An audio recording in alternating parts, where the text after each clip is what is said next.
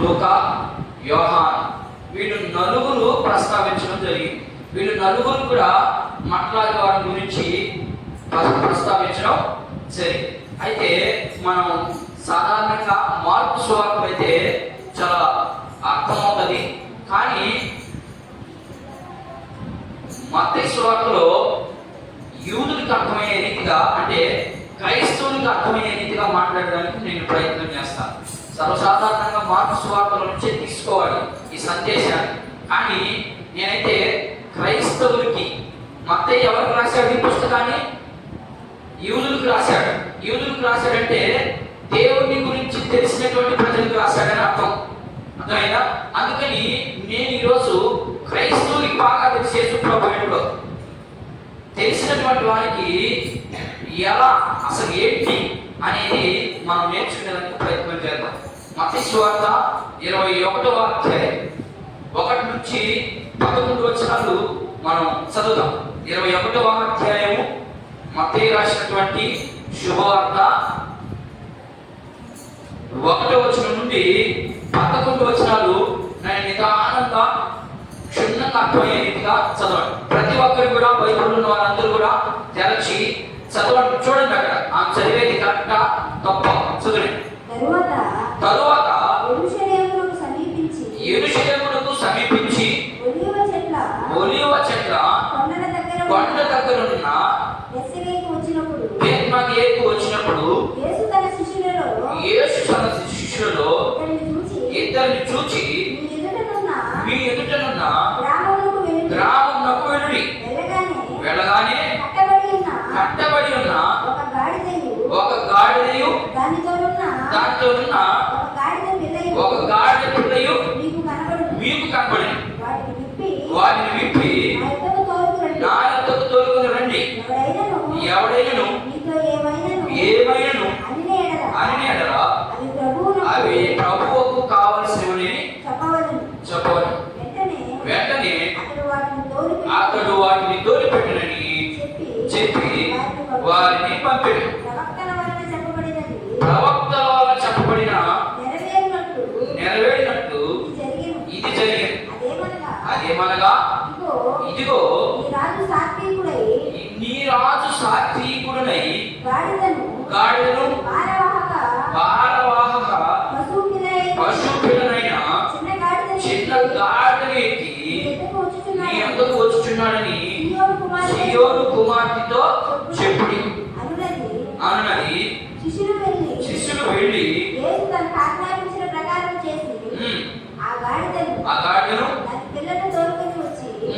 వాటి మీద తమ బట్టలు వేయగా ఆయన బట్టల మీద కూర్చుండే. జన సమూహంలో అనేకులు తమ బట్టలు దారి పొడుగునా పరిచి, కొందరు చెట్ల కొమ్మలను నరికి దారి పొడుగునా పరిచి, జన సమూహములు ఆయన ముందు వెళుచున్న వారిని, వెనక వచ్చుచున్న వారిని, దావీదు కుమారునికి జయము, ప్రభు పేరిట వచ్చు వాడు స్తుతించబడును గాక, సర్వోన్నత స్థానంలో జయము అని కేకలు వేయుచుండిరి. ఆయన యెరూషలేములోనికి వచ్చినప్పుడు పట్టణమంతయు ఈయన ఎవరోనని కలవరపడెను. చాలు, చిన్న ప్రార్థన చేస్తూ జాగ్రత్తగా గమనించారు కదా వాక్యాన్ని. నేను లోపలికి వెళ్ళేటప్పుడు దీంట్లో నుంచే కొన్ని విషయాలు మనం నేర్చుకునేందుకు ప్రయత్నం చేద్దాం. పరిశుద్ధమైన దేవా, ప్రేమ కలిగిన తండ్రి, కృపాసత్య సంపూర్ణుడా, చదవబడినటువంటి వాక్య భాగంలో నుంచి నాతోనూ మీ బిడ్డలతోనూ మీరు సూటిగా మాట్లాడి మమ్మల్ని సర్వసత్యంలోకి నడిపించి మీ కృపాహస్తములతో మేము 30 60 100 ఫలించే వాక్యాన్ని మీరు మాకు అనుగ్రహించమని, ఆధ్యాత్మికమైనటువంటి జీవితంలో అత్యున్నతమైనటువంటి స్థానాన్ని నీ ఎదుట సంపాదించుకునే భాగ్యాన్ని మీరు మాకు అనుగ్రహించమని, ఈ జ్ఞానంతో నన్ను వింటుమని పరిశుద్ధాత్మ దేవుని సహాయం కోరుకుంటూ ఈ ప్రార్థన యేసుక్రీస్తు నామములో ప్రార్థిస్తున్నాము తండ్రి, ఆమేన్. చదవబడినటువంటి భాగంలో ఏం కనబడతా ఉందంటే యెరూషలేముకి బయలుదేరి వచ్చినట్టుగా కనబడతా ఉంది. ఎవరు? యేసు ప్రభువు వారు యెరూషలేముకి బయలుదేరి వచ్చేటప్పుడు గాడిదెక్కి వస్తా ఉన్నాడని మనం చదువుతున్నాం. అయితే దీనికంటే ముందు కొంత వివరణ మనం తెలుసుకోవాల్సి ఉంది. ఏంటయ్యా అంటే, ఎందుకు ఆయన గాడి మీద ఎక్కి రావాలి, ఎందుకు ఆయన యెరూషలేము దగ్గరికి రావాలి, ఎందుకు భారవాహం కట్టాలి, ఇవన్నీ మనం పరిశీలన చేసుకుంటూ వెళ్తే కొంత వివరణ మనం అర్థం చేసుకుంటే మనకి ఇంకా ఇది ఖచ్చితంగా పాత నిబంధన గ్రంథంలో ఉండాలి. పాత నిబంధన గ్రంథంలో ఉన్నది చేస్తేనే అక్కడ చెల్లుబాటు అవుతుంది, లేకపోతే చెల్లుబాటు అవ్వదు. కాబట్టి కొంత పాత నిబంధన గ్రంథంలో ఈ మంటల ద్వారం గురించి, ఆ యొక్క మట్టలు ఎందుకు పరిచారు, గుడ్డలు ఎందుకు పరిచారు, అవన్నీ మనం తెలుసుకునేదానికి ప్రయత్నం చేద్దాం. మొదటిగా మంటల ఆదివారం రోజు, ఆ రోజుల్లో ఏం చేస్తున్నారంటే ఈత మట్టలు పట్టుకొని వీధులంతా తిరిగి ఏమని తిరుగుతారు, హోసన్నా జయము, హోసన్నా జయము. హోసన్నా జయము అంటే అర్థం ఏంటి తెలుసా? హోసన్నా అంటే అర్థం ఏంటి? హోసన్నా జయము జయము అని అంటున్నారు కదా. హోసన్నా జయము జయము అంటే అర్థం ఏంటంటే ఇప్పుడే మాకు రక్షణ కలుగును కాక అని అర్థం. అదంతా ఏంటో నేను ముందుకు వెళ్ళేటప్పుడు మీకు కొంత వివరణిస్తాను. అయితే వీళ్ళు వీధుల్లో తిరుగుతూ ఆ తర్వాత చర్చిలోకి వచ్చి కూర్చొని ఆరాధించేవాడు. ఆ రోజుల్లో సబ్బాతు, ఈ రోజైతే పునరుద్ధానం, ఆ రోజైతే సబ్బాతు దినం. సబ్బాతు దినం అంటే అది ఎప్పుడు జరుగుతుంది? శనివారం రోజు జరుగుతుంది. యూదులకి శనివారం రోజు జరుగుతుంది. అదంతా నేను మీకు బైబిల్ గ్రంథంలో నుంచి చూపిస్తాను కొన్ని వాక్యాలు. అయితే ఈ రోజు అట్లాంటి ఏమి లేవు. ఏద మట్ట పట్టుకొని తిరుగుతున్నారా? ఏం లేదు. అట్లని పట్టుకొని తిరగకూడదని కాదు నా ఉద్దేశం. దేవుని వాక్యం వైపు చూస్తూ దేవుడు మనకి ఏదైతే చెప్పాడో దాన్ని చేసుకుంటూ వెళ్ళిపోవడం అంతే. దేవుని వాక్యాన్ని వినడం, ఆయన్ని ఆరాధించడం. ఏద మట్ట పట్టుకొని ఓ సంతా చేయమనే దానికి లేదని నేను చెప్పను. కానీ బైబిల్ ఏం చెప్తుంది అంటే అలా చేయడం తప్పు కాదు, కానీ అలా చేయకూడదు. ఆయన్ని ఆత్మతోనూ సత్యంతోనూ ఆరాధించాలి. రెండోది ఆయన చెప్పిన మాట విని ఆ ప్రకారంగా మనము వెళ్ళిపోవడమే మనకు వాక్యము విశదీకరిస్తూ ఉంది. పైకి కనపడినంతా కూడా ఏమి కూడా ఆయన పైరూపాన్ని చూసే వ్యక్తి, ఆయన పైరూపాన్ని చూసే వ్యక్తి కాదు, అంతర్యాన్ని చూసే వ్యక్తి. ఆయన పైరూపానికి తెలపట్టేసుకుని వచ్చినంత మాత్రాన పరిశుద్ధులు అవరు, ఆయన ఆరాధించే పిల్లలు అవరు. ఆయన ఆరాధించే పిల్లలు ఏ కలర్ కూడా కట్టుకున్నా ఇబ్బంది లేదు, కానీ ఆయన స్వభావము కనబడతా ఉంటుంది వారి. కాబట్టి అది అక్కడ దాని అర్థం. సరే, ఇక్కడ యేసుక్రీస్తు ప్రభువు గాడి మీదకి వస్తున్నాడు. ఎందుకు అసలు ఇదంతా అసలు ఏంటి? గాడి మీదకి రావడం ఏంటి? అసలు ఎందుకు ఆయన ఆ గుడ్డల మీద పరుచుకుంటా హోసన్నా చేయమంటూ వస్తున్నాడు అనేది కొంత వివరణ మనం తెలుసుకున్నాం. ఇశ్రాయేలుకి లేదా యూదులకి ఒక ప్రత్యేకమైన పండుగ. ఏంటి ఆ పండుగ? మన మనలో చేసే పండుగ. ఏం పండుగది? పస్కా పండుగ. పస్కా పండుగ ఇశ్రాయేలుకి దేవుడు ఆత్మ ఇచ్చినటువంటి ఆత్మ. ఏమనంటే ఐగుప్తు నుంచి మిమ్మల్ని నేను విడిపించాను కాబట్టి మీరు దీనికి కట్టుబాటుగా ఉండి మీరు ఏం చేయాలంటే పస్కా పండుగను ఆచరించాలి. పస్కా పండుగని ఆచరించేటప్పుడు కొన్ని విషయాలు మీరు జాగ్రత్తగా గమనించండి. ఈ పస్కా పండుగ సర్వసాధారణంగా ఎప్పుడు వస్తుందంటే యూదుల క్యాలెండర్ ప్రకారం, గ్రెగేరియన్ అనే క్యాలెండర్ ప్రకారం యూదులకి ఒక క్యాలెండర్ ఉంది. మనకైతే తెలుగు క్యాలెండర్ ఉంది, వాళ్ళకైతే గ్రెగేరియన్, వాళ్ళ పేరు గ్రెగేరియన్ అనే క్యాలెండర్ ప్రకారం వాళ్ళకి నిసాన్ నెల, అర్థమైందా? నిసాన్ లేదా అబీబ్ నెల, ఈ రెండు పేర్లు ఒకటే. అర్థమైందా? నిసాన్ నెల కానీ లేదా అబీబ్ నెల అనేది పిలుస్తారు. ఈ నెలలో వస్తుంది ఏ పండుగ? పస్కా పండుగ. అర్థమైందా? పస్కా పండుగ ఎప్పుడు వస్తుందంటే ఈ నెలలో వస్తుంది వాళ్ళకి. ఎవరికి? యూదులకు. మనకైతే మార్చి. అర్థమైందా? మార్చి, ఏప్రిల్. మన ఏ నెలలో ఉన్నాం ఇప్పుడు? సాధారణంగా ఏప్రిల్ నెలలోనే ఎక్కువగా వస్తుంది. మార్చి నుంచి ఏప్రిల్ మధ్యలో వస్తుంది. ఏంటి ఆ పండుగ? పస్కా పండుగ. మనకైతే ఈ రెండు నెలల్లో వస్తుంది. సరే, దీన్ని ఎలా ఆచరించాలి అనేది నేను కొంత వివరిస్తాను. దీన్ని ఎలా ఆచరించాలి అంటే దేవుడు చేసిన మేలుకై ఇశ్రాయేలీయులు ఇంటింటికి, ప్రతి ఇంటికి ఒక గొర్రెనో ఒక మేకను తీసుకొని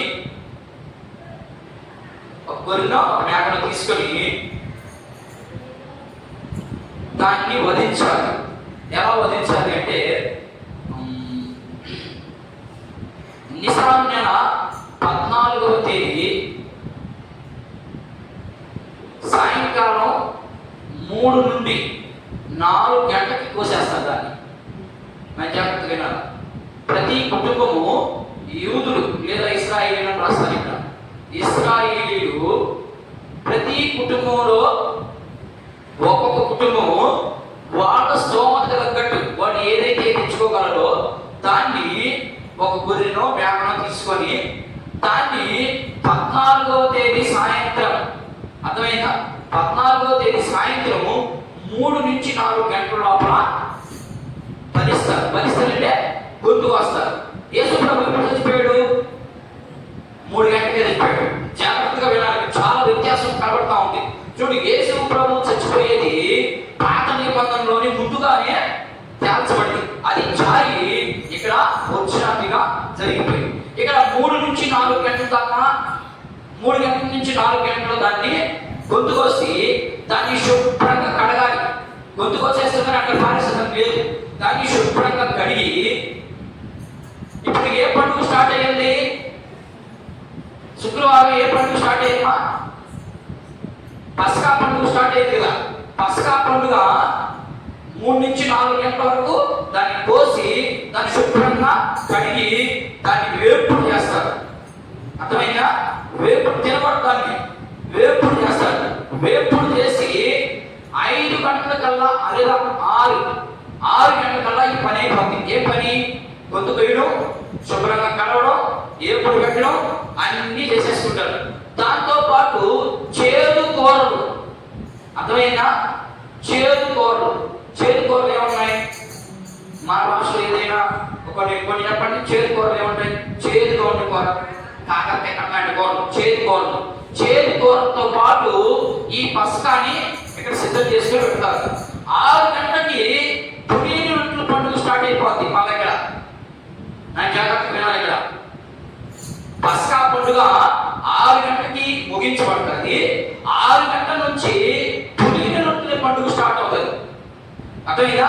ఈ పునీని రొట్టెల పండుగలో వీళ్ళు ఈ చేదు కూరలతో పాటు పస్కాని వధించబడినటువంటి పశువుని తింటారు. అర్థమైందా?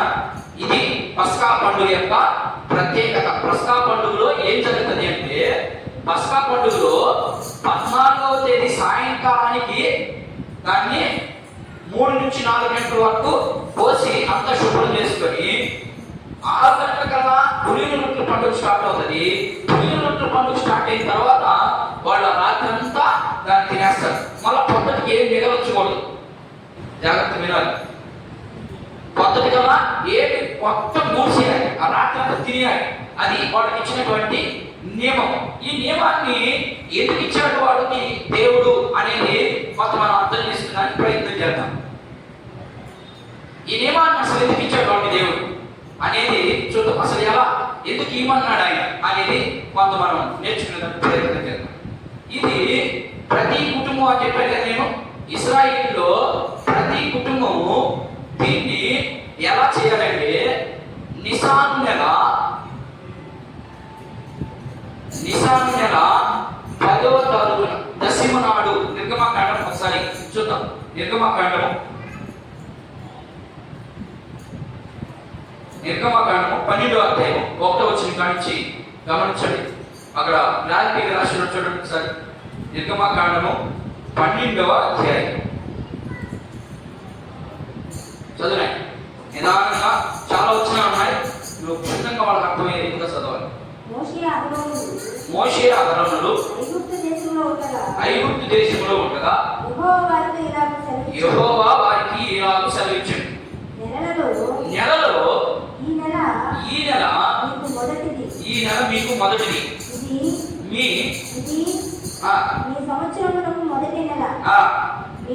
మీరు ఇశ్రాయేలీయుల సర్వ సమాజముతో ఈ నెల దశమ నాడు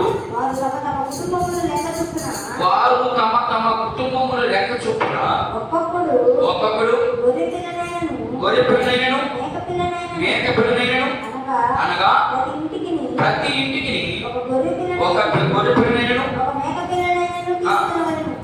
ఆ పిల్లను తినుటకు ఒక కుటుంబము ఏం రాదా ఇక్కడ ఆగి ఏం జరుగుతుందో చెప్తాం. తీసుకోమన్నాడు. ఇదంతా ఎందుకు జరుగుతుంది అంటే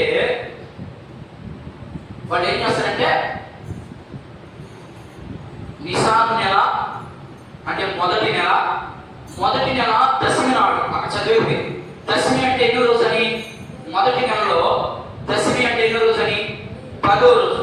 10వ రోజున ప్రతి కుటుంబంలో ఒక యజమానుడు ఒక గొర్రెపిల్లని ఒక మేకపిల్లను తీసుకొని దాన్ని ఊరేగిస్తారు. ఎక్కడ? ప్రతి ఈది తిప్పుతారు. ప్రతి కుటుంబం అట్లా చేయాల్సిందే. ఇశ్రాయేలీలో అదే అక్కడ రాయబడింది. సర్వ సమాజం అంతా ఈది తిప్పాలి.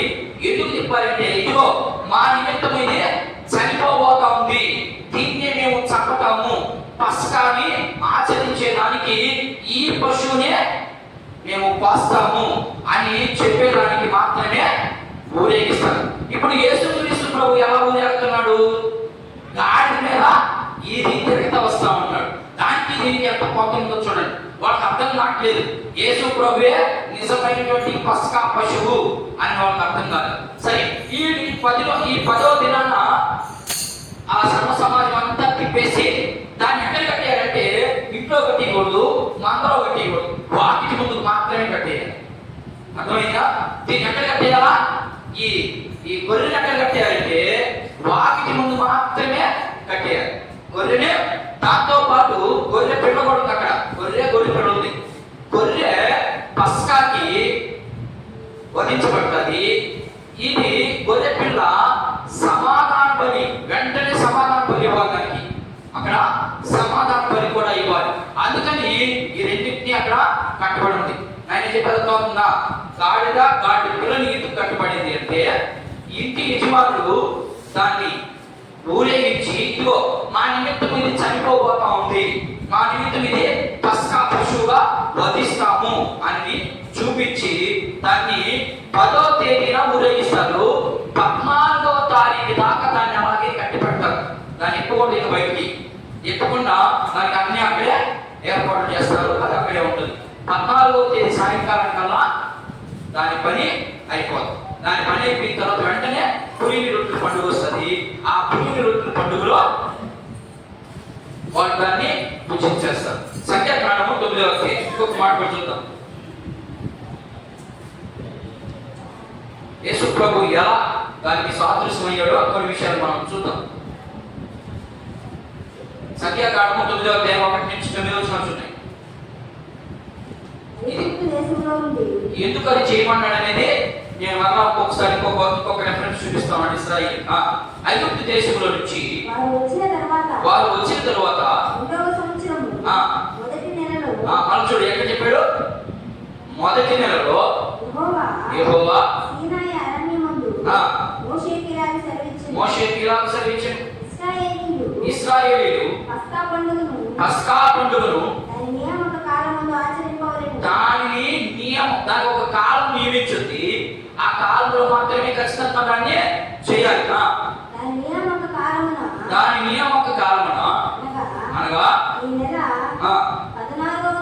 చెప్పనా ఈ నెల 14వ దినాన సాయంకాలమందు దానిని ఆచరించాలి. దాని కట్టడలన్నిటినీ విధులన్నిటిని బట్టి మీరు దానిని ఆచరింపవలేము. కాబట్టి మోషే పస్కా పండుగను ఆచరింపవాలని ఇశ్రాయేలుతో చెప్పగా వారు సీనాయి అరణ్యమందు మొదటి నెల 14వ దినమున సాయంకాలమందు పస్కాకు సామగ్రిని సిద్ధపరచుకుని యెహోవా మోషే ఆజ్ఞాపించినంత ఇశ్రాయేలీయులు అతను చెప్పినట్లే చేసింది. కొందరు నరశరీరమును ముట్టుట వలన అపవిత్రులై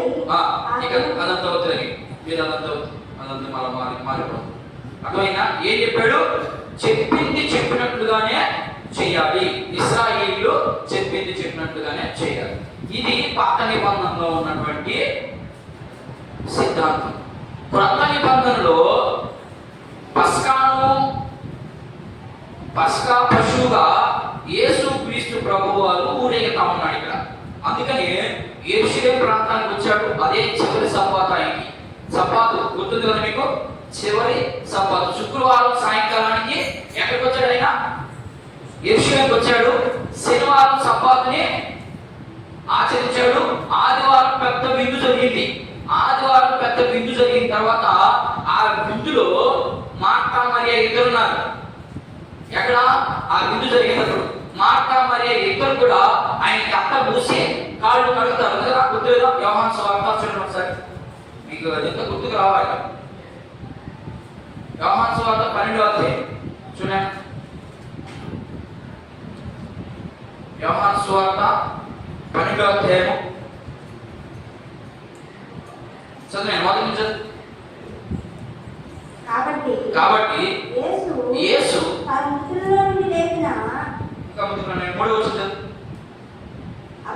అప్పుడు మరియా మిక్కిలి విలువగల అత్తరు జటామాంసి అత్తరు ఒక సేరున్నర ఎత్తు తీసుకొని యేసు పాదములకు పూసి తన తల వెంట్రుకలతో ఆయన పాదములు తుడిచెను. ఇల్లు ఆ అత్తరు వాసనతో నిండెను. ఆయన శిష్యులలో ఒకడు అనగా అర్థమైందా? విందు జరిగింది. మీరు ఖచ్చితంగా సువార్త అంతా మన మైండ్ లో ఉండాలి. అప్పుడే యేసు క్రీస్తు ప్రభు మనకు అర్థమవుతాడు. ఓకేనా? ఖచ్చితంగా సువార్తలన్నీ కూడా మీరు చదివేదానికి ప్రయత్నం చేయండి. ఇప్పుడు ఏం జరిగింది? శుక్రవారం సాయంకాలానికి ఎక్కడికి వచ్చాడు? యెరూషలేము ప్రాంతానికి వచ్చాడు. యెరూషలేములో శనివారం సబ్బాతు, అదే చివరి సబ్బాతు, అంటే దేవుని ఆరాధించే రోజని వాళ్ళకి. ఆ తర్వాత సబ్బాతు అయిపోయింది. ఆదివారం పెద్ద విందు జరిగింది. విందు జరిగిన తర్వాత ఈయన మళ్ళా లేచి ఇప్పుడు ఏ ప్రాంతానికి వెళ్తున్నాడు? మనం చదువుకున్న మత్తయి సువార్తలో బేతనియ అనే ప్రాంతానికి బయలుదేరి ఎరుకోకుండా బయలుదేరి వెళ్తా ఉన్నాడు. ఎరుకోకి ఆ బేతనియాకి యెరూషలేముకి మధ్య పెద్ద దూరం ఉండదు. అంత ఒక 10 నుంచి 15 కిలోమీటర్ల దూరం ఉంటుంది. ఎక్కడి నుంచి? యెరూషలేము నుంచి బేతనియా అనే 2 పట్టణాలు పక్క పక్కనే ఉంటాయి. ఈ రెండింటికి మధ్య దూరము 10 నుంచి 18 లేదా 20 కిలోమీటర్లు. కరెక్ట్గా నేను పోయి కూర్చుకోరాలేదు అక్కడ. ఊరికే ఉదాహరణకి 10 నుండి 18 లోపు లేదా 20 లోపు ఉన్నది. ఒకవేళ ఒకరు 25 చెప్తారు, ఒకరు 30 చెప్తారు. అట్లని ఆడు చెప్పింది కరెక్ట్, వీడు చెప్పింది తప్పు అనుకోవాలి. దానికి ఏం సంబంధం లేదు. అయితే ఈ ప్రాంతంలో దరిదాపుల్లో యెరూషలేముకి చుట్టుపక్కల ప్రాంతంలో ఉంటుంది. అయితే ఇప్పుడు ఈయన ఎరుకోకుండా బయలుదేరి ఆ ప్రాంతంలో వస్తా ఉన్నాడు. వచ్చాడు. ఈయన ఎక్కడికి వచ్చాడు? ఈయన యెరూషలేము ప్రాంతానికి వచ్చి బేతనియా అక్కడికి వస్తే ఈయనేం చెప్పాడు శిష్యుడికి? కట్టబడి ఉన్నటువంటి ఒక గాడి ఉంది, పోయి దాన్ని ఎప్పుకోరన్నాడు. ప్రభువుకి కావాల్సింది ఉంది, దాన్ని ఎప్పుకోరమ్మన్నాడు. నేను ఇక్కడికి పోయారు. ఉదాహరణకి ఉద్యమ మార్పి గొర్రె అడగకపోతుంది గాడి పిల్లని గాడిని నేరుగా పోయి నేను ఇప్పుకోరమ్మన్నాడని పోయి చెప్తే ఆమె ఇప్పిస్తుందా? మరి యేసుక్రీస్తు ప్రభు ఏం చెప్తున్నాడు అక్కడ? మీరు వెళ్ళండి, వాళ్ళు అడిగితే ఇది ప్రభువుకి కావాల్సింది. ఎవరికి కావాల్సింది? ప్రభువుకి కావాల్సింది అని చెప్పండి. వాళ్ళు మాట కొరకు లేకుండా తోలు పెడతారండి. యేసు ప్రభు ఏమన్నా బంధువు వాళ్ళకి లేదా ఫోన్ చేసి ఏమన్నా చెప్పాడా? చెప్పలేదు కదా. మరి ఏం జరిగి ఉంటుంది అక్కడ? అంతకుముందు అదే ప్రాంతంలో లాజర్ని చనిపోయి ఉంటే లేవ తీసుకుంటాడు ఈయన. అది విని ఆల్రెడీ లెక్కది ఏమని ఈయన మళ్ళా వచ్చి, ఎందుకని ప్రవక్తలు ఆల్రెడీ చెప్పున్నారు ఏమని? మీకు మెసేజ్ ఇస్తాడు, ఆ మెసేజ్ మిమ్మల్ని రక్షిస్తాడు అని వాడికి ప్రవచనాలు ఉన్నాయి. ఆ వచ్చే వ్యక్తి ఎలా వస్తాడంటే గాడి మీద కానీ లేకపోతే గుర్రం మీద కానీ వస్తాడని ప్రవచనాలు ఉన్నాయి. అంతే కదా. ప్రభు మత్తయి సువార్త చూడండి, మరొకసారి 21 4 ప్రవక్తల వలన చెప్పబడినది నెరవేరినట్టు ఇది జరిగింది. ఏం జరిగిందో ప్రవక్తలు ఆల్రెడీ చెప్పారు. ఏమని చెప్పారంటే నేను చెప్పిన జరిగినప్పుడు జరిగింది అక్కడ. మీకు మెసేజ్ వస్తాడు, ఆయన మనల్ని విడిపిస్తాడు అని వాళ్ళకి ప్రవచనం ఉంది. ఈ ప్రవచనము ఎక్కడుందంటే దానియేలు గ్రంథంలో కనబడుతుంది. మనకి దానియేలు గ్రంథంలో కనబడుతుంది, జకర్యా గ్రంథంలో కూడా కనబడుతుంది. దానియేలు గ్రంథంలో ఎలా కనబడుతుంది అంటే ఆయన మేఘాలుడై, చదువు ఒకసారి దానియేలు గ్రంథం చూద్దాం ఒకసారి, 7వ అధ్యాయం చూడండి ఒకసారి. దానియేలు గ్రంథము 7వ అధ్యాయం 13-14 వచనాలు చూద్దాం.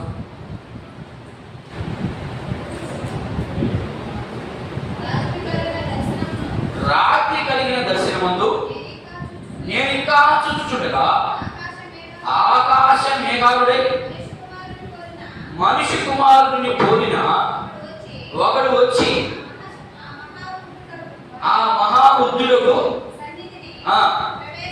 ఎట్లొచ్చాడంటే ఆయన దర్శనం చూస్తా ఉన్నాడు. దర్శనం చూసేటప్పుడు ఆయనకి ఏం కనబడతా ఉంది? ఆకాశంలో మేఘాలుడై మనిషి కుమారుడు వస్తున్నట్టుగా కనబడింది. దీన్ని పట్టుకున్నారు వాళ్ళు. దానియేలు యూదుడికి చెప్పారు కదా, యూదుడికి ప్రవక్తలు చాలా ప్రాముఖ్యం. ప్రవక్తలు ముఖ్యం, దావీదు ముఖ్యం, మోషే ముఖ్యం. అర్థమైందా? వీళ్ళు ముగ్గురు చెప్పింది తప్పు అని చెప్పి చంపేస్తారు. అంత నమ్ముతారు వాళ్ళు. యూదులు ప్రవక్తని నమ్ముతారు, రెండవది దావీదుని నమ్ముతారు, మూడవది మోషేని నమ్ముతారు. అర్థమైందా?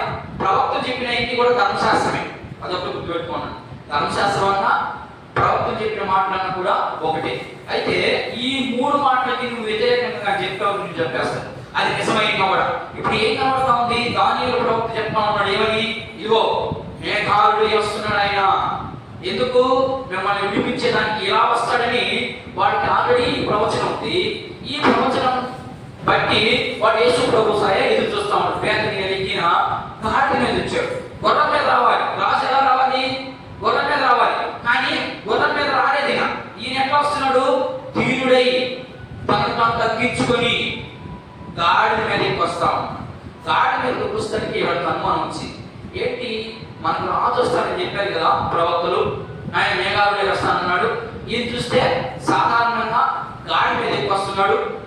ఆయనకేమో హోసన్నా చేయమని రెక్కడు పేరు. అప్పుడు దాకా ఆయనే రక్షిస్తాడు అనుకున్నారు. కానీ వీళ్ళకి అనుమానం ఏంటి, ఈయన గాడి మీద వస్తున్నాడు. వీళ్ళకి ఆల్రెడీ జకర్యా ప్రవక్త ఇంకొక మాట కూడా చెప్పుకుంటాడు. ఏమనంటే జకర్యా గ్రంథం 9వ అధ్యాయం చూడండి ఒకసారి. ఆయన కూడా ఏం చెప్పాడు? ఆయన కూడా ప్రవక్తే కదా. ఆ ప్రవక్త ఏ మాట చెప్పాడు చూద్దాం. ఇక్కడైతే దానియేలు గ్రంథంలో దానియేలు ఏం చెప్పాడు? ఆయన మేఘాలుడై వస్తాడని చెప్పాడు. రెండోది, ఒకవేళ మేఘాలుడై రావచ్చు, లేకపోతే ఆయన గాడికి వస్తాడని ఇక్కడ ఉంటుంది. చదువు 9వ వస్తుంది. సియోన్ నివాసులు. సియోన్ అంటే అర్థం ఏంటి?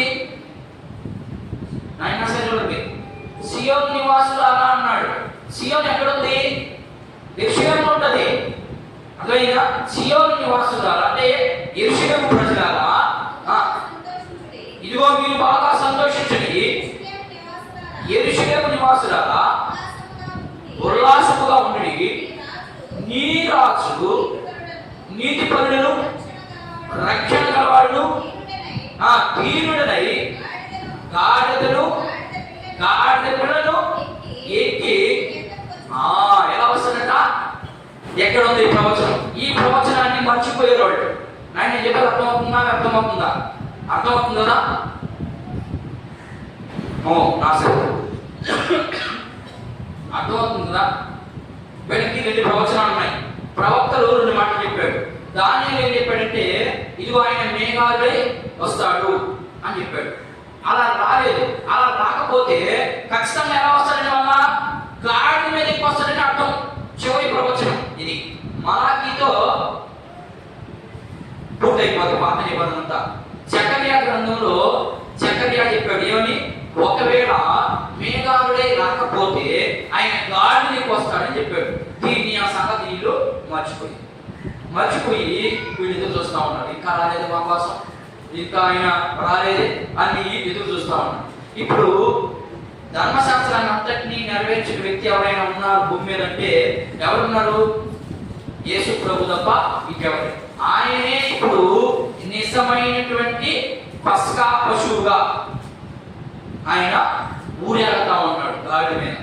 ఇదిగో నేను మీకోసం బలైపోబోతున్నాను, ఇదిగో మీకోసం నేను చనిపోబోతున్నాను అని ఆయన వస్తే వీళ్ళేమనుకుంటున్నారు, మాకు రాజ్యాన్ని ఏమిస్తాడు, ఏం కత్తివేది ఈ చేతిలో, ఈత పట్టుకొచ్చి ఇంకేం లేవు ఈ చేతిలో, ఈత పట్టు పట్టుకొని వస్తుంది, ఏం ఇప్పిస్తాడు మాకు రాజ్యాన్ని అని వీళ్ళు అనుకుంటున్నారు. అది వాళ్ళకి దాన్ని దాచిపెట్టాడు దేవుడు. వాళ్ళకి ఆ మనోనేత్రాలు ముయించి నీ కోసం నా కోసం ఇదంతా జరిగించాడు. ఇప్పుడు ఎంత మంచి దేవుడు చూడండి, మన దేవుడు ఆయన ఎంత ప్రేమ స్వరూపుడు చూడండి. మన అందరి కోసము ఆయన ఎన్నుకున్నటువంటి ప్రజలను మౌనంగా వచ్చి నీ కోసం నా కోసం ఆయన తను తగ్గించుకొని దీనత్వంలోకి వచ్చి గాడిదెక్కి పస్కా పశువుగా, ఎందుకని ధర్మశాస్త్రంలో ఉన్నటువంటి ప్రతి మాటను నెరవేర్చి ఆ మాట ప్రకారము ధర్మశాస్త్రం ప్రకారము మనిషి చనిపోతే తప్ప పాపాల నుండి విమోచన లేదు. అది ఎలాంటి రక్తమై ఉండాలి, నిష్కలంకమైనది ఉండాలి, నిర్దోషమై ఉండాలి. అది మచ్చలు ఉండకూడదు, దానికి డమ్ము ఉండకూడదు, డాబు ఉండకూడదు, దానికి మచ్చ కూడా ఉండకూడదు. ఇప్పుడు ట్రంప్ సిద్ధం చేస్తా ఉన్నాడు ఏమ్మా, ఇప్పుడు ట్రంప్ సిద్ధం చేస్తా ఉన్నాడు. చాలా సంవత్సరాల నుంచి చెప్తా ఉన్నాను. ఇంకా ఏమిటి, ఆల్రెడీ యేసు ప్రభు చచ్చిపోయే సంగతి, చచ్చిపోయి తిరిగి లేచి చనిపోవడానికి తెలియట్లేదు. వాళ్ళు ఇప్పుడు కూడా పస్కా పశువుని ఆచరించేదానికి సిద్ధం చేస్తా ఉన్నారు. మచ్చలేంది, ఎముక ఏమిటంది, 7 ఏళ్ల దూడ, 7 ఏళ్ల పెయ్య లేదా దూడ కానీ పెయ్యి కానీ దాన్ని ఎక్కుతా ఉన్నారు.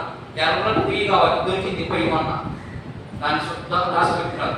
ఎప్పుడు దాన్ని వధిస్తారో, ఎప్పుడు 3వ టెంపుల్ కట్టాలో తెలీదు. 3వ టెంపుల్ కట్టడమే స్టార్టింగ్ దేవుడు వచ్చేస్తారు. ఎందుకంటే వాళ్ళ సిద్ధాంతం ప్రకారం అర్థమైనా వాళ్ళు అన్ని సిద్ధం చేసుకుంటున్నారు. అలాగే ఇక్కడ యేసు ప్రభు వీధి వెంట తిరుగుతా ఉన్నాడు. ఏమో తిరుగుతా ఉన్నాడంటే ఆయన ఊరు వెళ్తా ఉన్నాడు. ఇదిగో మీ అంతా నిమిత్తం నేను చనిపోబోతున్నాను అని యెరూషలేము దగ్గరికి వచ్చాడు. యెరూషలేము దగ్గరికి వచ్చిన తర్వాత అక్కడ కొన్ని కనబడ్డాయి. ఏంటి, బేతనీ అనే ప్రాంతాలు కనబడ్డాయి. ఆ ప్రాంతానికి బుధవారం దగ్గరికి వచ్చేసాడు. బుధవారం రోజు సాయంకాలానికి వచ్చాడు. బేస్తవారం అంతా ఏం చేశాడు ఆయన, మీరు శుక్రవారం వచ్చి శుక్రవారం చెప్పుకునేవాడిని, శుక్రవారం మీరు రాలేదు, నేనేం చెప్పలేదు. యేసుక్రీస్తు ప్రభువు పస్కాని ఎప్పుడు ఆచరించాడు? యేసుక్రీస్తు ప్రభువు పస్కాని ఎప్పుడు ఆచరించాడు? సాధారణంగా శుక్రవారం ఆచరించాడు, కానీ యేసుక్రీస్తు ప్రభు గురువారం రోజే ఆచరించాడు. అర్థమైందా? గురువారం రోజు ఆచరించాడు. ఎందుకు ఆచరించాడో అదంతా మీరు నిన్న వింటే ఈ రోజు ఇంకా ఇది సులభంగా అర్థమైంది. నిన్న మీరు రాలేదు, అది మీ తప్పు, నా తప్పు కాదు. ఓకేనా? సరే, ఇక్కడ శుక్రవారం రోజు ఆయన్ని పట్టుకున్నారు. బేస్తవారం రోజు పట్టుకున్నారు. బేస్తవారం రోజు అంతా ఆయనకి విచారణ జరిగింది. శుక్రవారం ఉదయం 9 గంటలకి సిలువ వేసేశారు. సాయంకాలం 3 గంటలకల్లా చనిపోయాడు. 3 గంటలకల్లా చనిపోతామనే ఏమి స్టార్ట్ అవుతుంది వరకు ఇప్పుడు చూసాం కదా, చూసాం కదా, గొర్రెను వదిస్తారు. అక్కడ 3 నుంచి 4 నుంచి 5 గంటల లోపల గొర్రెని చంపేస్తారు. చంపేసిన తర్వాత శుభ్రంగా కడగాలి, వేపుడు చేసుకోవాలి, పెట్టుకోవాలి. వెంటనే కూడా ఏం స్టార్ట్ అవుతుంది, పునీత రొట్టెల పండుగ స్టార్ట్ అవుతుంది. వాళ్ళకి అదే పండుగ స్టార్ట్ అయింది. ఏ పండుగ? యేసు ప్రభు చచ్చిపోయాడు, శుక్రవారం చచ్చిపోయాడు. శుక్రవారం 3 గంటల చచ్చిపోయాడు. 3 గంటలకు దించేశారు. ఆయన దించేసి సమాధానం పెట్టేశారు. శనివారం అంతా ఉన్నాడు. శనివారం సబ్బాతు జరిగిందా? నేను చెప్పేది ఎక్కట్ల కొరకి, ఎక్కట్లేదమ్మా. ఇప్పుడు శుక్రవారం రోజు సాయంకాలానికి చచ్చిపోయాడు యేసు ప్రభు. చచ్చిపోయిన తర్వాత అంతకుముందు యేసు ప్రభు ఏం చేశాడు నేను చెప్పాను. ఇప్పుడు సబ్బాతును ఆచరించాడు. సబ్బాతును ఆచరించి వెంటనే ఆదివారం పెద్ద విందు జరిగింది, అంతే కదా.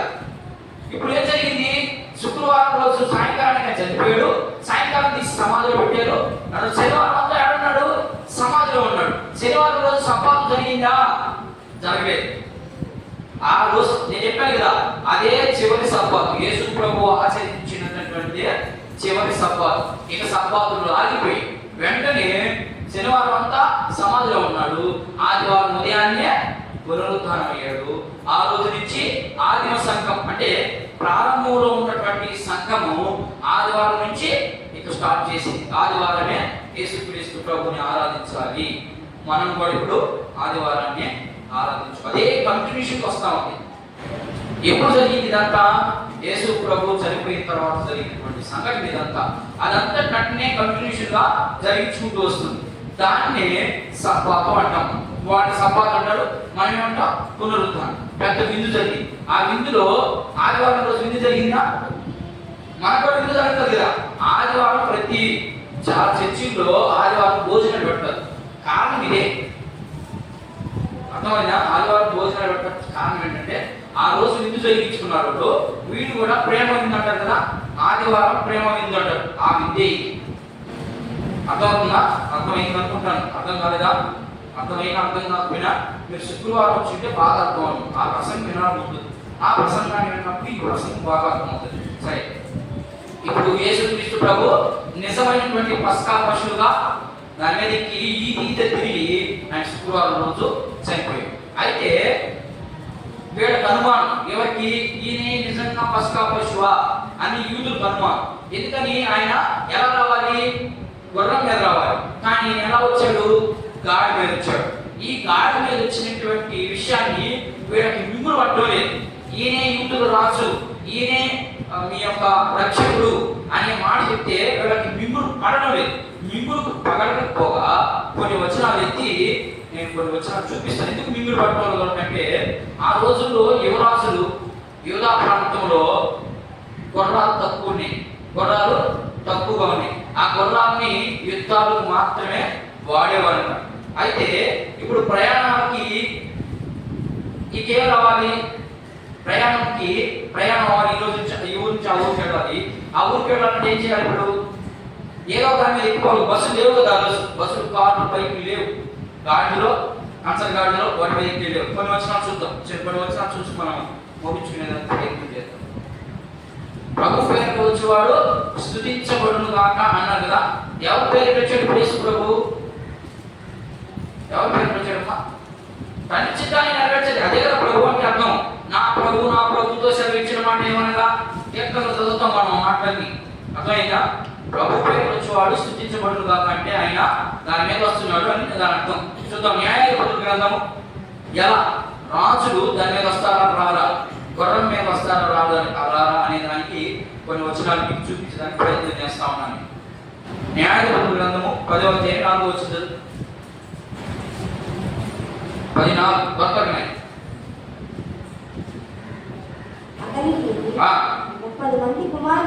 అతనికి 30 మంది కుమారులు ఉండి వారు 30 గాడిద పిల్లలకి న్యాయాధిపతుల్లో ఒక ఆయన ఉన్నాడు. ఆయనకి కుమారులు ఎంతమంది ఉన్నారట? 30 మంది ఉన్నారు. ఆ 30 మంది ఏటికి ప్రయాణం అవుతున్నాడు? యువరాజులు అంటవాడు. అర్థమైనా? వాళ్ళు గాడిద మీద ఎక్కి ప్రయాణం చేసినట్టుగా కనబడుతుంది. ఇప్పుడు ఇశ్రాయేలుకి మాట తెలీదా? వాళ్ళే కదా వీళ్ళు. వాళ్ళకి తెలుసు, మర్చిపోయారు వాళ్ళు. గాడిద మీద కూడా వస్తాడు దేవుడు. ఏ రీతికైనా మనం రక్షించే మనిషిని ఏ రీతికైనా పంపిస్తాడు అనే మాట మర్చిపోయారు వాళ్ళు. ఈ గాడి మీద దిగొచ్చేది యేసుక్రీస్తు ప్రభు గాడి మీద దిగొచ్చాడు. వీళ్ళ గుర్తు రావాలి కదా. ఉదాహరణకి తల్లి పోలికతో పుట్టాడు బిడ్డ అంటే ఏమంటాం మనం? వెంటనే వీడు పలానాకే పోలిక చెప్తాం. వాళ్ళ గుర్తురాగా గాడి మీద వస్తామని యేసు ప్రభు. ఈ పదం ఎక్కడో చూసాం మనము. ఎక్కడుంటుంది ఈ పదము అని వెనక్కి ఆలోచించాల్సిన అవసరం లేదు. వాళ్ళు ఆలోచించలేదు. వాళ్ళు ఆలోచించకుండా యేసు ప్రభుని అప్పుడేమో ఓసన్నా చేయమన్నారు. పోవడాలంటే ఏమన్నారు? ఇది సిలువ వేయండి. ఏమన్నారు? సిలువ వేయండి. వినేసి సిలువ అంతే. ఎందుకని? మీరు దైవ దోషం చేస్తున్నారు, నేనే దేవుని కుమారుని అంటున్నాను అంతే. యేసు ప్రభు చేసిన తప్పు ఇది ఒక్కటే. ఆ మాట చెప్పాడు, అది వాళ్ళకి తప్పు అయింది. అందుకని ఆయన్ని సిలువించారు. ఇంకేం చేయలేదు ఆయన. మనమైతే లక్ష్య చేస్తున్నాం. ఇప్పుడు యేసు ప్రభువు నమ్ముకొని కూడా చేస్తానే ఉన్నాం. ఆయన కూడా మనకేమి ఏమి ఇబ్బంది లేకుండా ఉంది. కాబట్టి చూడండి, ఇంకా కొంచెం చూడండి. కొన్ని 12, 14 చూడండి. అదే పుస్తకం 12 అధ్యాయం 14 వచ్చింది. కన్ఫ్యూజన్ గా ఉన్నా అర్థమవుతుందా? ఆయనకు 40 మంది కుమారులు ఉన్నారు.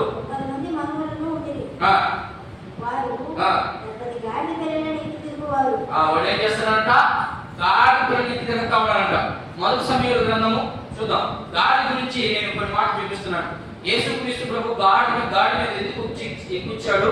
వీడిని ఎక్కిస్తే వీళ్ళేమో నమ్మారు, మరి యేసు ప్రభుని ఎందుకు నమ్మలేకపోయారు అనే దానికి నీకు వివరణ చూపిస్తున్నాను నేను.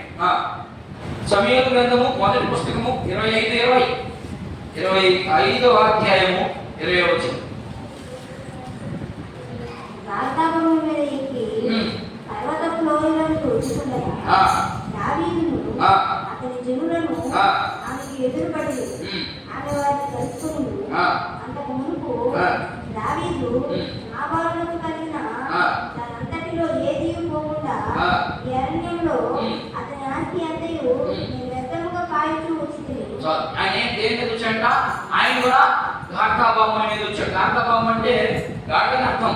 తరువాత సరే పోని ఆ గాలి దగ్గర మర్చిపోతాం. యేసు ప్రభు ఏ వంశంలో నుంచి వచ్చాడు? దావీదు వంశం నుంచి వచ్చింది. మరి సొలొమోను రాజు ఎలా రాజు అయ్యాడు? సొలొమోను మహారాజు ఎలా రాజు అయ్యాడు? గుర్రం మీద ఎక్కొచ్చి రాజు అయ్యాడు ఆయన? రాదు. ఆయన గాడి మీద ఎక్కించాడు. గాడి మీద వచ్చినప్పుడు ఆయన రాజుగా ఇష్టపడినటువంటి ప్రజలు యేసుక్రీస్తు ప్రభుని ఎందుకు ఇష్టపడలేదు? ఇది పాయింట్. చూద్దాం. రాజుల మొదటి గ్రంథం 1వ అధ్యాయం 13వ వచనం 33వ వచనం. రాజుల మొదటి గ్రంథం 1వ అధ్యాయం 33వ వచనాన్ని గమనించవచ్చు. అంతట రాజు మీరు నీ ఏలిన వాడనైనా నా సేవకులను పిలుచుకొని పోయి నా కుమారుడైన సొలొమోనును నా కంచెర గాడిద మీద ఎక్కించి. దేని మీద ఎక్కించమన్నాడు? ఏమమ్మా? కంచెర గాడిద మీద ఎక్కించమన్నాడు. కంచెర గాడిద మీద ఎక్కించినప్పుడు ఈయన ఏమయ్యాడైనా? ఆయన పట్టాభిషేకం జరిగింది. అట్లాగనే కంచెర గాడిద మీద ఎక్కించుకుపోయి ఈయనే రాజు ఇశ్రాయేలుకి, ఇశ్రాయేలుని ఆలోయ రాజు ఈయనే అని అక్కడ ప్రకటించడం జరిగింది. మరి యేసుక్రీస్తు ప్రభుని ఎందుకు నమ్మలేదు అంటే వాళ్ళని మరుగు చేశాడు. మన పాపముల నిమిత్తం మనల్ని విడిపించడానికి దేవుడు ఆ ప్లాన్ చేసుకుని దేవుడు జగత్ పునాది వేయబడక మునిపే తన ప్రణాళిక చొప్పున జరిగించుకునే దానికి అలా జరిగింది. ఇక చివరిగా ఇంకొక మాట చూసి మనం ముగించడానికి ప్రయత్నం చేద్దాం. యోహాను సువార్త 12వ అధ్యాయం చూడండి ఒకసారి. లాస్ట్ చివరి మాట. యోహాను సువార్త 12వ అధ్యాయము 12 నుంచి 15 వచనం చదువు. మరునాడు ఆ పండుగకు వచ్చిన బహు జన సమూహము యేసు వచ్చుచున్నాడని ఖర్జూరపు మట్టలు పట్టుకుని ఆయన ఎదుర్కొని పోయి జయము ప్రభు పేరుట వచ్చుచున్న ఇశ్రాయేలు రాజు స్తుతించబడును గాక అని కేక వేసింది. సియోని కుమార్తె భయపడు, ఇదిగో ఈ రాజు గాడిద మీద ఆసీనుడై వచ్చుచున్నాడు అని వ్రాయబడిన ప్రకారము యేసు ఒక చిన్న గాడిని కనుగొని దాని మీద కూర్చుని ఆయన శిష్యులు అనుమతించబడినప్పుడు అవి ఆయన గూర్చి వ్రాయబడినని వారు ఆయన వాటిని చేసినని జ్ఞాపకమునకు తెచ్చుకొనిరి. ఆయన లాజరును ఏం జరుగుతుంది చూడండి. ఇక్కడ వాళ్ళు నమ్మలేదంట. అదే ఇక్కడ రాయబడింది. ఏమనంటే వాళ్ళు శిష్యులు కూడా గ్రహించలేకపోయారంట మాటని. యేసు ప్రభు శిష్యులు చెప్పాడా, ఇదిగో నేను చచ్చిపోబోతున్నాను, ఇదే చివరి, ఇది నా శరీరము, ఇది నా రొట్టి అని చెప్పి చివరి సబ్బాతు రోజు చెప్తాడు ఇదంతా శిష్యులకి. శిష్యులు కూడా నమ్మలేదు. ఇదిగో మీ అందరిలో ఈ భోజన పంక్తిలో కూర్చున్న వాళ్ళు మీ మధ్యలో ఒకడున్నాడు, నన్ను అప్పగిస్తాడు అని అంటాడు. అన్నప్పుడు పేతురు యోహాను ఎవరయ్యా? వాళ్ళిద్దరూ గుసగుసలు ఆడుకుంటారు. మనలో ఉన్నాడంటే ఈయన అప్పగించేవాడు ఎవరు అని వీళ్ళిద్దరు గుసగుసలు ఆడుకుంటారు. గుసగుసలు ఆడుకొని యేసు ప్రభు దగ్గరికి పోయి, ఏమయ్యా ఎవరు మాలో ఉన్నది ఎవరు అంటే, ఇదిగో నేను మొదటగా మొక్క విరిచి ఎవరికైతే ఇస్తానో వాడే నన్ను అప్పగిస్తాడని యేసుక్రీస్తు ప్రభు చెప్తాడు. చెప్పినప్పుడు ఈయన విరిచి మొదట మొక్క ఎవరికి విరిస్తాడు? ఇస్కరియోతు యోధాకి ఇస్తాడు. ఇస్కరియోతు యోధ ఆ మొక్క తినని వెంటనే పైకి వెళ్ళిపోతాడు బయటికి. ఎందుకని? ఇక యేసు ప్రభుని ఎలా పట్టించాలో ప్లాన్ వేస్తా ఉన్నాడు అనమాట. ఈ ప్లాన్ అంతా వాళ్ళ దగ్గరికి పోయి ఎవరి దగ్గరికి, యూదా ప్రధానం దగ్గరికి వెళ్ళి అక్కడ ప్లాన్ వేసుకొని యేసుక్రీస్తు ప్రభువుని అప్పగించేదానికి సిద్ధపడడం అంతా, ఇదంతా బేస్తవారం రోజే లైన్ అయిపోతుంది. బేస్తవారం రోజు అంతా లైన్ చేసుకొని శుక్రవారం రోజు ఆయన్ని వేసేస్తారు సిలువ. ఎందుకు 9 గంటలకే వేయాలి, 10 గంటలకు వేసి సిలువని అనే ప్రశ్న మనకు రావాలి. లేకపోతే బేస్తవారం రోజు కదా పట్టుకున్న దాన్ని, బేస్తవారం రోజు పట్టుకుంటే బేస్తవారం రోజు సాయంకాలానికి విచారణ అంతా అయిపోయింది కదా, సాయంకాలానికి విచారణ అయిపోయింది. ఆయన ఏం చెప్పాడు, మీరు పోయి నా వల్ల కాదు, మీ ఇష్టం ఏమైనా చేసుకోండి అని చెప్పారు. వాడు యూదా ప్రధానంతా తీసుకొచ్చి నేను సిలువ వేయాలని వాళ్ళు అడగడం జరిగింది. సరే, సిలువుకి అప్పగించారు.